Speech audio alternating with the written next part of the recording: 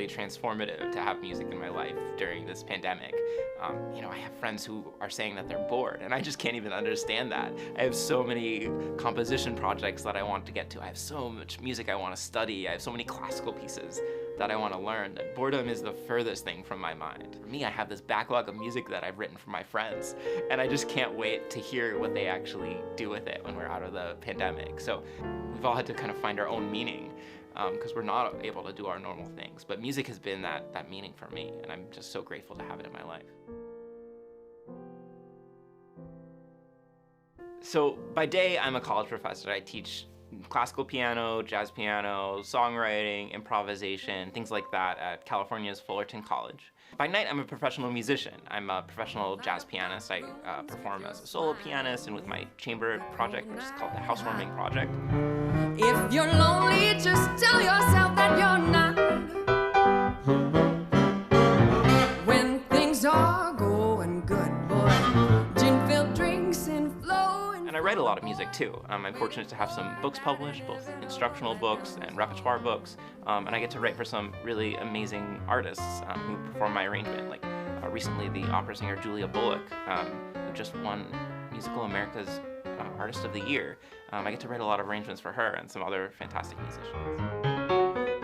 Sometimes I wonder, sometimes I need to see the heather in the field. I started when I was about 4 years old and quickly auditioned for what's called the Junior Special Advanced course and continued on with that for just as long as they would let me, till I was 16 or 17, and I participated every year in the Junior Original Concert, which is this program that Yamaha has in which they encourage students to write and perform their own works, and often give them the opportunity to perform with kind of amazing special guest professional musicians, to take these works from, the brain of a child or teenager and turn them into this amazing production. And I totally credit that as one of the reasons that I'm in music today. Those experiences with Junior Original Concert, or JOC, taking this little musical idea and watching it become this incredible piece with multiple musicians where I could make music with my friends and perform something original.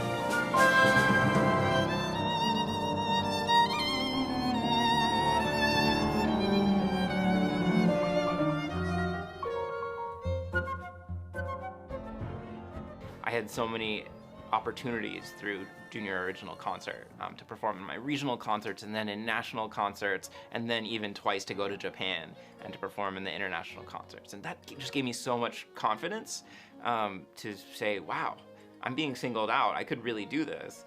And it also gave me a challenge to work up to say, wow, somebody's putting their faith in me to do this. I better really practice, and next year I better write a piece that's even more complex and even more sophisticated and even more ambitious. And those experiences just set up this pattern of challenging myself every year and feeling like people believed in me.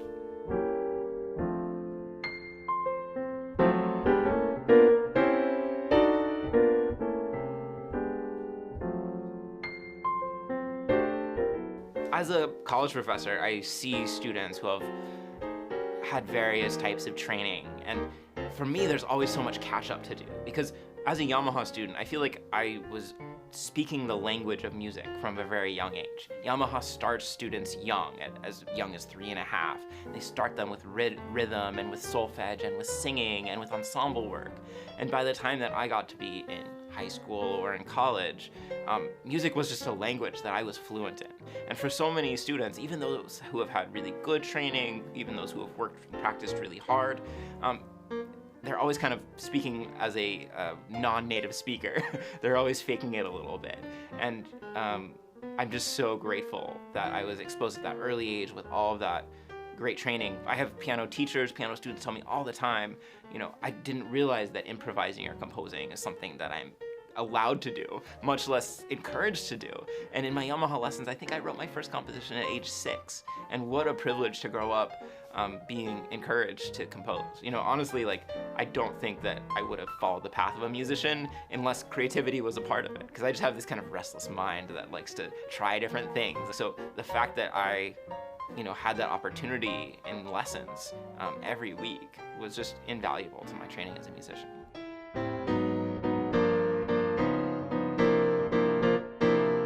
start students in group classes. So instead of it being an isolating experience like it is for so many younger kids to study piano, in Yamaha there's this sense of community, and I still have friends from my Yamaha days who I'm in touch with and I'm following and sometimes even making music with.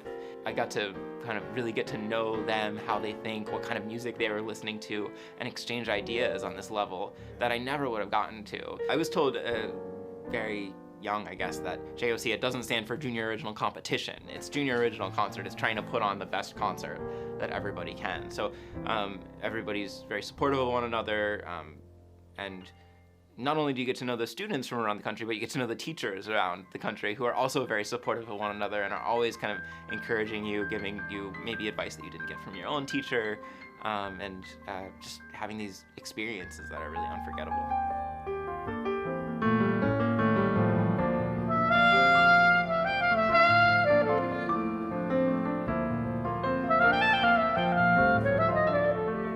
What's really cool about my career is that I always liked a little bit of everything. Like, I'm professionally a jazz pianist, but I love classical music. I enjoy, popular songs. I enjoy improvising. I enjoy composing.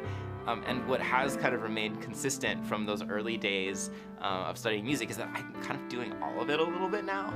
To me, it's all part of the same kind of sphere. If you really know what you're doing, if you really understand the language of music, then it doesn't really make any difference if you're playing something that's pre-composed, that you're improvising on the spot, that you're writing for somebody else. And that's, I think that's the thing that I couldn't have necessarily envisioned for myself, but looking back, it makes sense that I was kind of trained to do all of these different things, and I love doing them all. And I just feel really fortunate to have the opportunity to, to dip into all these different skill sets. Drape it with sweets. If only my lover were more like a cake, my heart wouldn't mind all the beating. Music for me is so amazing because on the one hand, it nourishes me.